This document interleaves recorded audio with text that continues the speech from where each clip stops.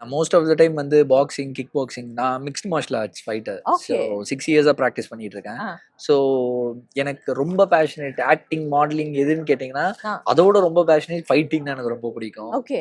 தினமும் பார்த்தீங்கன்னா, வீட்ல கூட அந்த கோர்சம் வீடியோ ஃபைட்லயே யார் ரொம்ப நல்லா பண்ணியிருக்கா அப்படின்னு தினமும் பார்த்துட்டே இருப்பேன். ஆ. அம்மாக்காக தான் ஃபைட்டிங் விட்டுட்டு மாடலிங் பண்ணேன். Modelling okay. முடிச்சுட்டு எனக்கு ஆக்டிங் பண்றது சின்ன வயசுலேருந்தே இஷ்டம். ஓகே. அந்த நடிக்கணும், நம்மள எல்லாருமே புகழணும், நம்மள பார்க்கணும் அப்படின்னு ஒரு இஷ்டம் வந்துட்டே இருக்கும்.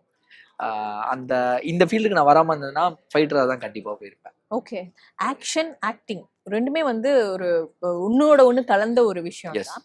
என்னைக்காவது அந்த ஒரு ஆக்ஷன் விஷயத்த வந்துட்டு சீரியல்ஸ்ல எக்ஸ்ப்ளோர் பண்றதுக்கு வாய்ப்பு அப்படின்னு சொல்லும்போது நெறையா எக்ஸைட் ஆகி நீங்களே வந்து இது பண்ணலாம், அது பண்ணலாம் அப்படின்னு பண்ணிருப்பீங்கல்ல. அந்த மாதிரி பர்சனல் எக்ஸ்பீரியன்ஸ் ஏதாவது இருக்கா? லைக் எனக்கு முன்னாடியே நான் டேரக்டர் சார் சொல்லிருவேன், நான் இந்த மாதிரி ட்ரெயின்டு.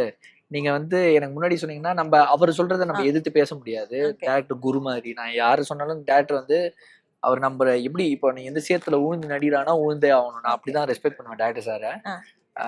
நான் போய் ரெக்வெஸ்ட் பண்ணுவேன், சார் இது மாதிரி எனக்கு தெரியும் சார். நீங்க பெர்மிஷன் குடுத்தீங்கன்னா நான் பண்ணுவேன் சார் அப்படின்னு சொல்லிட்டு கோரியோகிராஃபர் மாஸ்டர் வந்தா கூட மோஸ்ட்லி எனக்கு தெரிஞ்சவங்களா தான் இருப்பாங்க. ஓகே. அவங்க கிட்ட வந்துட்டு சார் இதெல்லாம் எனக்கு தெரியும் சார், பண்ணா நல்லா இருக்கும் அப்படின்னா வந்துட்டு மோஸ்ட்லி அப்ளாஸ் தான் இருக்கும். ஃபைட் சீக்வன்ஸ்லாம் நீங்க பாத்தீங்கன்னா அப்ளாஸ் தான் இருக்கும். ஓகே. மோஸ்ட்லி நம்ம கையிலேயே சீரியல்ல மோஸ்ட்லி பாத்தீங்கன்னா கையில அடிப்பாங்க, அடிவாங்க. நம்மளது எல்லாமே கிக்ஸ், ஃப்ளைஸா தான் இருக்கும்.